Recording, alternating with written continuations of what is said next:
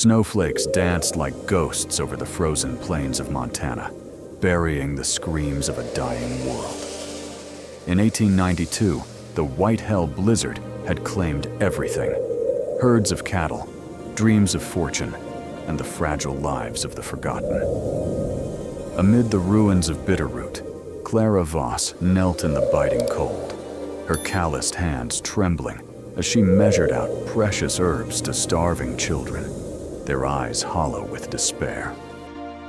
Once a nurse bound by duty to the iron fist of the frontier army, Clara now fled the shadows of her past, haunted by a single moment of silence that cost a life.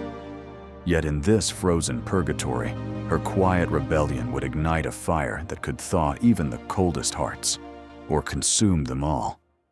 What if one woman's atonement became the spark for an unlikely revolution? Stay with me through this tale of redemption and rage. If it grips you, subscribe for more whispers from the edge of history, and drop a comment below. Where in the world are you tuning in from tonight? The storm's just beginning. Don't miss how it ends. The wind howled like a gut-shot wolf across the Montana Badlands, whipping snow into blades that sliced through leather and bone alike.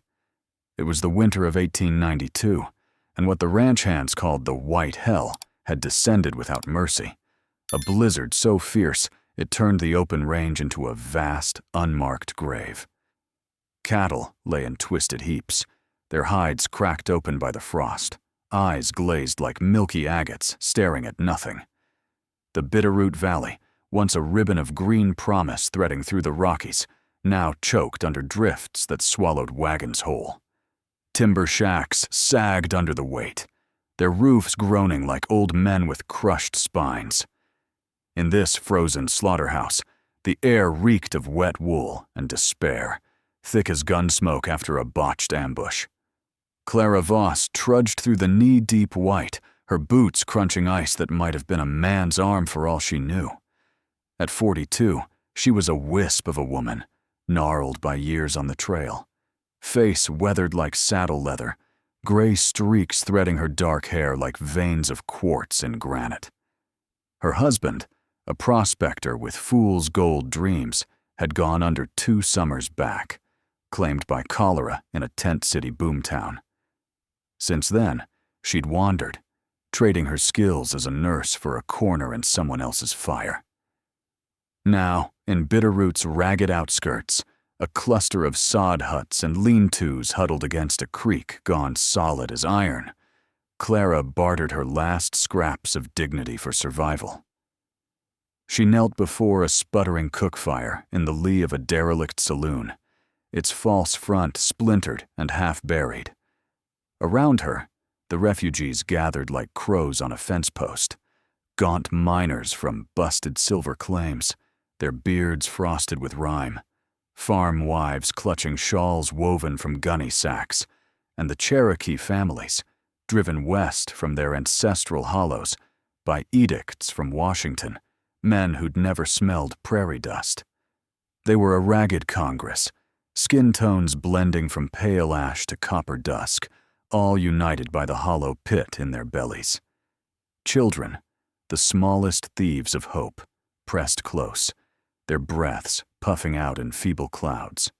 A girl no older than 8, her calico dress patched with feed bags, shivered against her mother's knee, while a boy with frost-nipped ears pawed at the snow for buried acorns.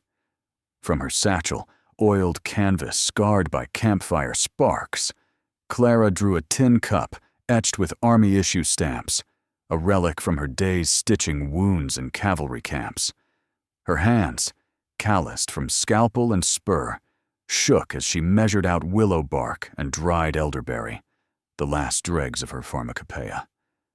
Sip slow, she muttered to a toddler with fever-bright eyes, his ribs like ladder rungs under taut skin. Burns the chill, mends the gut.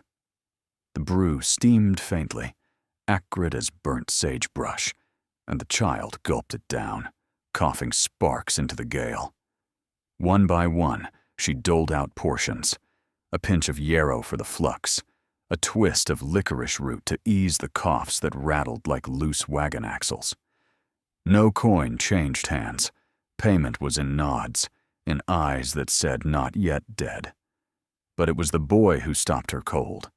A Cherokee lad, maybe 10, with hair black as crow feathers and eyes deep as a dry wash after rain.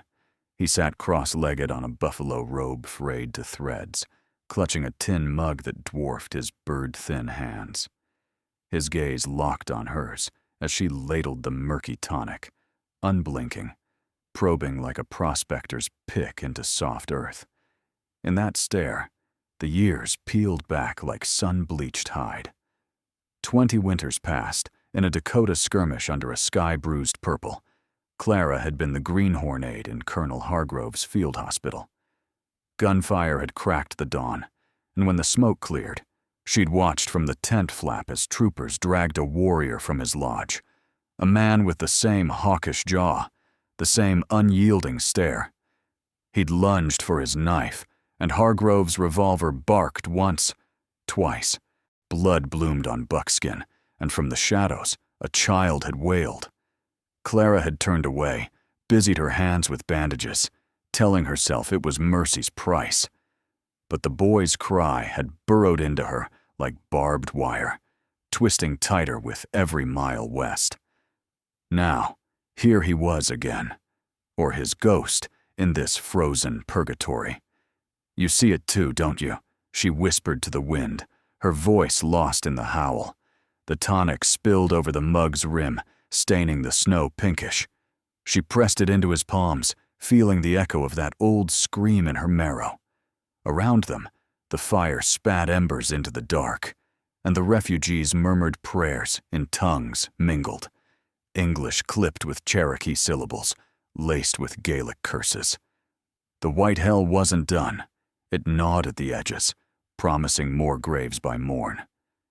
But Clara Voss, haunted nurse of the frontier's underbelly, had her own storm brewing. One dose at a time, she was carving a line in the ice between surrender and the faint, defiant pulse of life. And in the boy's eyes, she glimpsed the reckoning she'd dodged too long, a chance to stitch what bullets had torn, or die trying. Hooves thundered like distant artillery, shattering the fragile truce of the morning hush. Dust devils swirled in their wake, gritty harbingers of the iron law rolling into Bitterroot. Harlan Crow reined up at the saloon's sagging porch, his stallion snorting steam into the chill, flanks lathered as if it had outrun hell itself. At 50-odd, Crow cut a figure forged in forge fires, broad as a longhorn, with a cavalry saber scar etching his jaw like a bad land deed. His greatcoat, trimmed in silver braid from his officer days, billowed over chaps scarred by spur gouges. Flanking him rode a half-dozen hardcases, ex-rebs with eyes like flintlocks, their holsters slung low and oiled, badges pinned crooked from too many saloon scraps. He dismounted with a grunt, boots thudding into the crust like a judge's gavel, and scanned the huddled camp with the dispassion of a cattle buyer at auction. The refugees scattered like quail, miners coiling ropes, Cherokee women drawing shawls tighter. But Clara held her ground by the fire's embers, her satchel slung like a cartridge belt. She'd seen his breed before, the brass-buttoned wolves who'd mapped the frontier in blood and ink, claiming God's acres for the highest bidder. Crow owned half the silver veins snaking under the valley, his stamp mills grinding ore and souls alike. Whispers said he'd bought his commission in the war, traded lead for gold, and now he played marshal in this God-forsaken outpost, enforcing quiet with a Colt peacemaker that had notched more tallies than a Cheyenne coup stick. "Ma'am," he drawled, voice gravelly as alkali flats, tipping his Stetson just enough to mock courtesy. His gaze raked the circle of faces, lingering on the Cherokee cluster like a hawk on jackrabbits. "Heard tell you're playing sawbones to every stray dog from here to the territories. Fine work, if you're feeding 'em gospel." But ladling out tonics to redskins and busted claim jumpers? That's stirring the pot where it doesn't need stirring. He spat a quid of tobacco into the snow, the brown glob hissing like fat on a skillet. His men chuckled low, hands drifting to grips. The metallic snick of hammers thumbed back, cutting the air sharper than any blizzard gust. Clara straightened, wiping tonic residue from her palms onto her woolen skirts, the fabric stiff with frost. Stirring? These folks are coughing up lungs, Captain. Child's got a fever that'd melt lead. You calling mercy a crime now? Her tone was even, honed by years of field tents, where rank meant little against gangrene's reek, but her pulse hammered like a stampede under buckboard slats.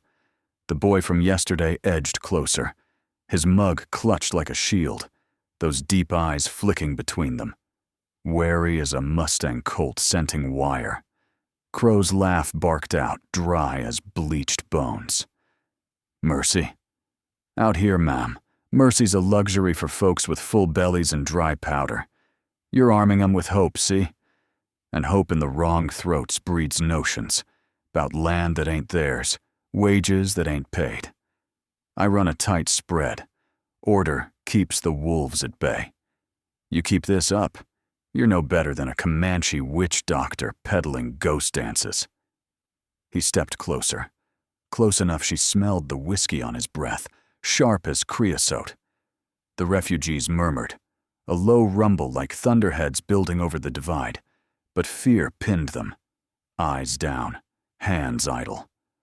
One of his riders, a whip-lean kid with a scar-split lip, nudged his mount forward, boot kicking up snow clods. Boss says divvy time's over. Hand over the kit, lady. We'll see it gets to folks who earn it. The threat hung plain as a wanted poster.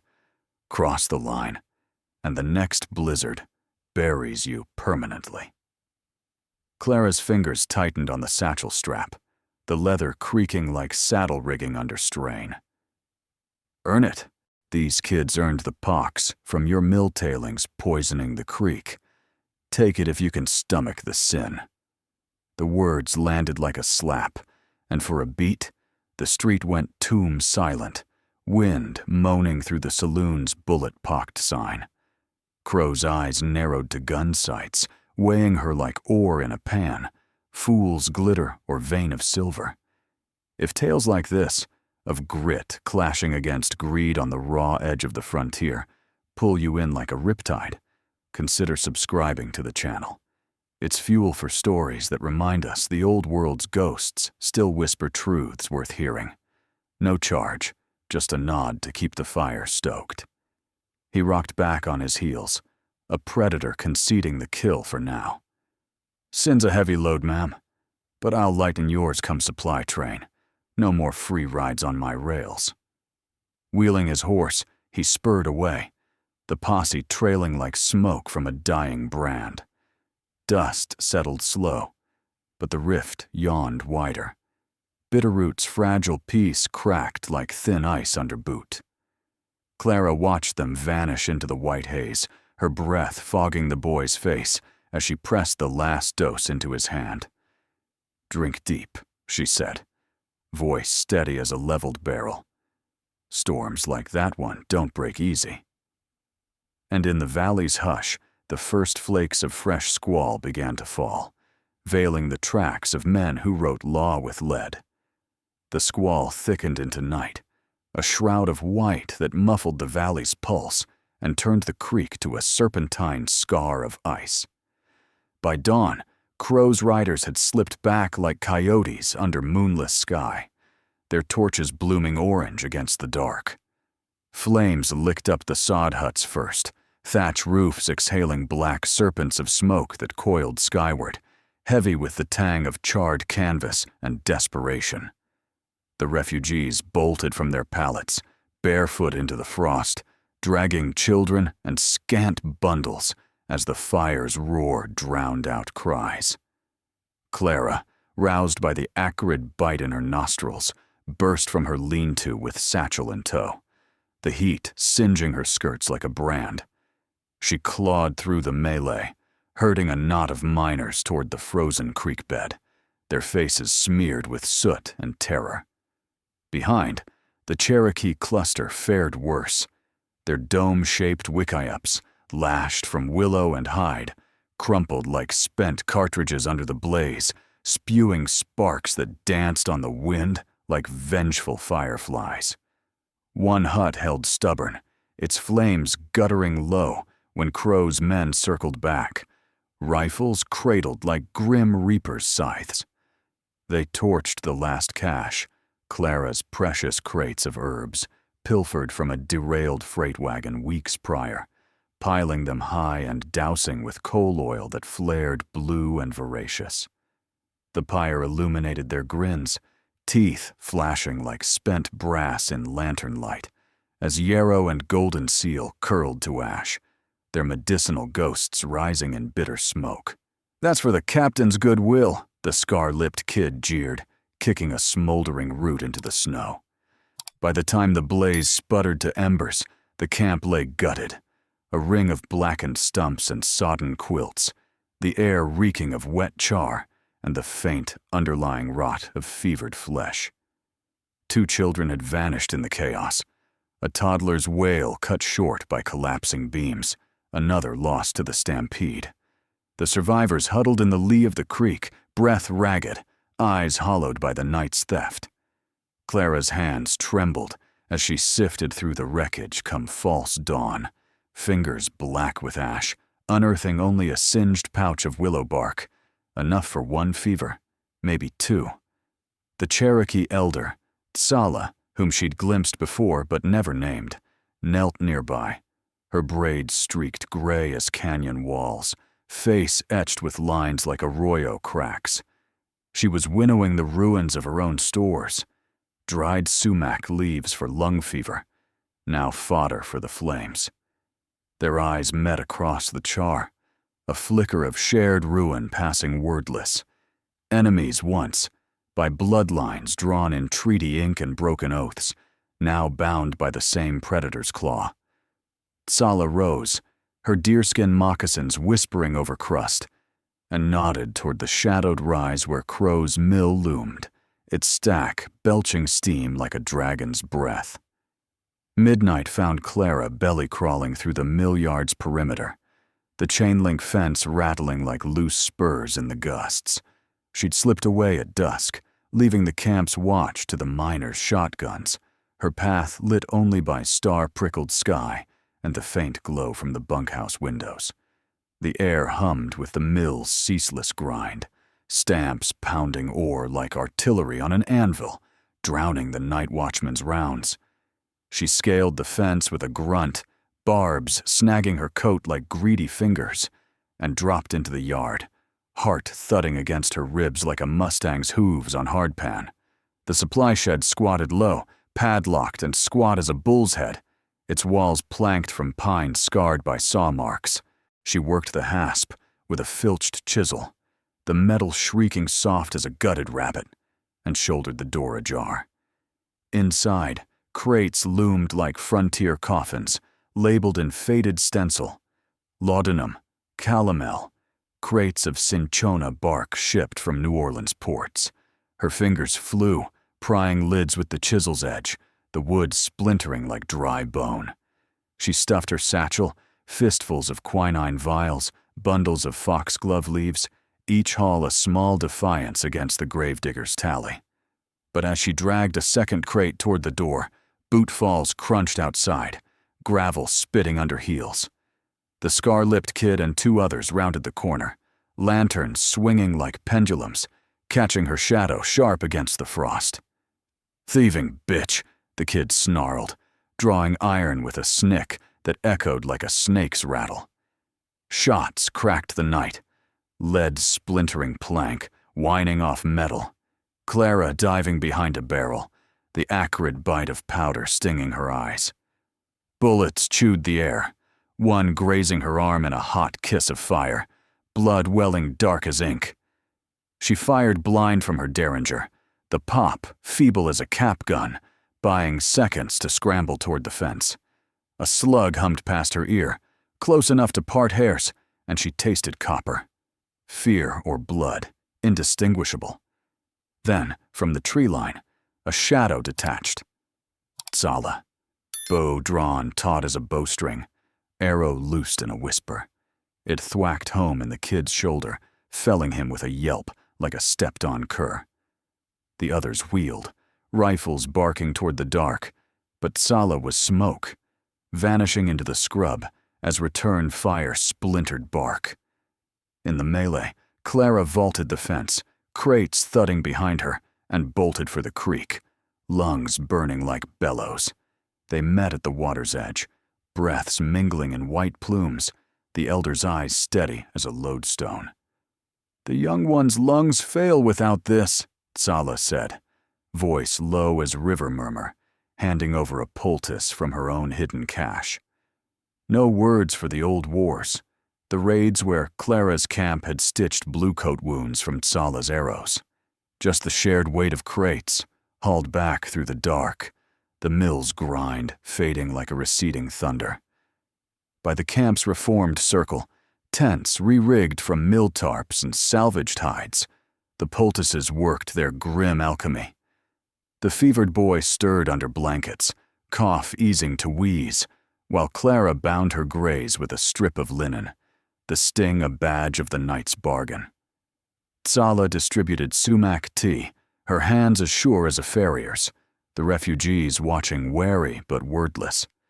The alliance hung fragile as hoarfrost on wire. Two women, scarred by the same frontier forge, forging a bulwark from distrust's embers. But dawn brought Crow's hoofbeats echoing faintly from the rise, and the valley knew the hunt had only sharpened its teeth. The gale clawed at the valley's flanks, unleashing a howler that bent saplings double and scoured the snow into blinding veils.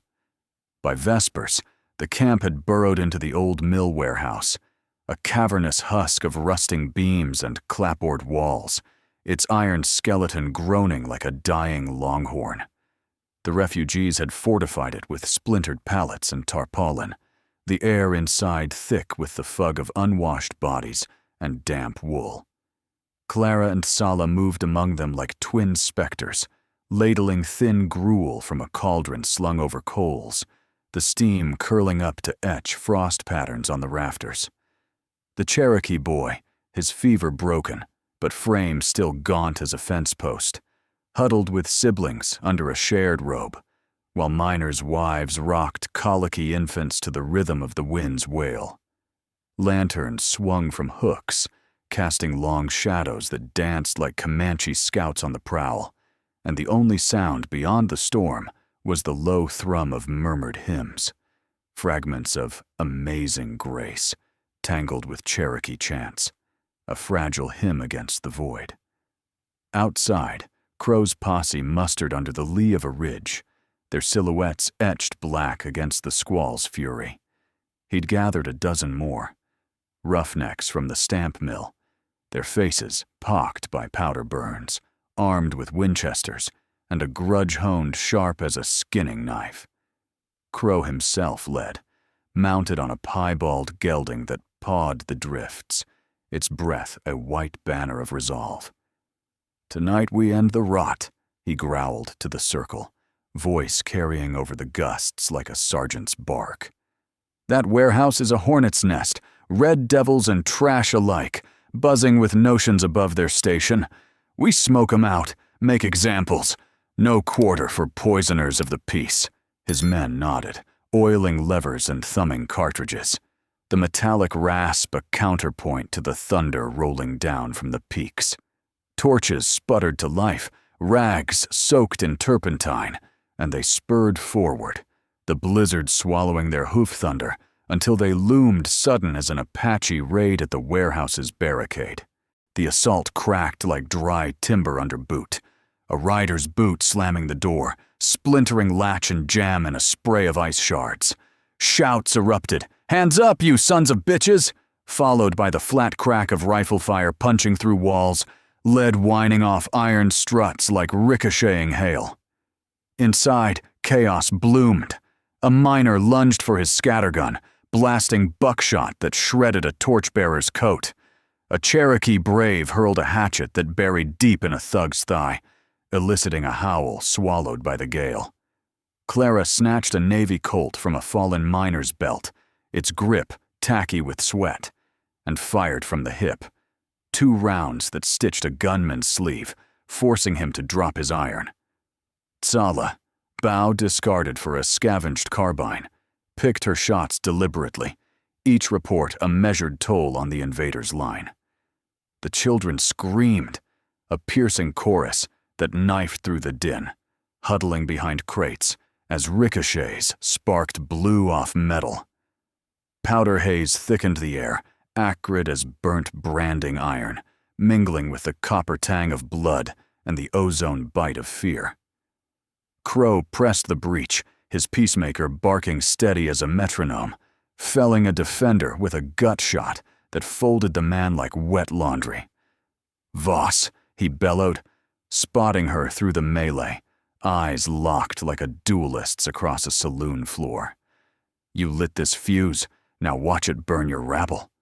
He advanced, spurs chiming over shell casings, his coat shredded, but stance unyielding. Clara met him halfway, revolver leveled, the barrel a black eye staring down the abyss. "This ain't about me, Harlan," she spat, wind whipping her words into barbs.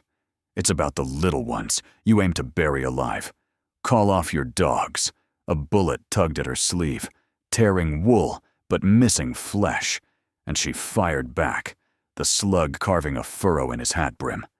The warehouse shuddered under the onslaught, walls holed like a sieve, snow gusting in to powder the floor with fresh white. But as Crow raised for the kill shot, his finger blanching on the trigger, Clara's arm sagged. The Colt clattered to the planks, echoing hollow in the fray. She stepped into the open, palms upturned like a gambler folding a busted hand, the storm framing her in a halo of sleet. "Enough," she called, voice cutting the tumult like a whip crack. "You want blood? Take mine. But these kids, they've got no fight in 'em. Let 'em eat, let 'em breathe, or you're no better than the wolves you claim to cull." The words hung, defiant as a lone cottonwood in a draw, and for a heartbeat, the guns faltered, muzzles dipping, breaths ragged. Crow's face twisted, a mask of thunderclouds, his revolver steady on her breastbone. Then, from the storm's maw, figures materialized. A ragged phalanx of Bitterroot's silent majority. The saloon keeper with his meat cleaver, farm hands gripping pitchforks and axe helves, even the mill's own drudges. Faces gaunt but eyes alight with long, bankrupt fury. They'd slunk from cellars and back trails, drawn by the gunfire's toxin, swelling like a creek in spring thaw. "Stand down, Crow!" the barkeep roared, his voice a bellow honed by years of herding drunks. They surged the line, clubs cracking ribs, fists pummeling mounts into rearing frenzy. A pitchfork pinned a rider's boot to the snow. Another felled a torch with a haymaker that snapped teeth like kindling. The posse buckled, horses bolting into the white, leaving their boss isolated amid the crush. Crow's shot rang true in the crush, a bloom of red unfurling across Clara's side, the impact staggering her like a hammer blow to an anvil. She crumpled to one knee, hand pressing the seep of warmth, the blizzard's chill already nipping at the edges of pain. Tsala lunged to her side, staunching the flow with a wadded shawl, while the boy crawled through the legs, his small hand clutching hers, fingers fierce as wire. Crow wheeled back, revolver empty, his posse routed into the night, the valley echoing with their retreat's fading thunder. As the gale eased to a mournful sigh, the dawn cracked the ridges, gilding the snow in reluctant gold. The warehouse stood scarred but unbowed, its defenders binding wounds by firelight, the children's sobs ebbing to exhausted sleep. Clara's breath shallowed, a faint rasp, like wind through dry grass, but her gaze held steady on the horizon, where the first rays pierced the clouds, etching a new line on the land's battered map. In Bitterroot's fragile truce, justice had carved its claim not in lead alone, but in the shared heat of hands clasped against the cold.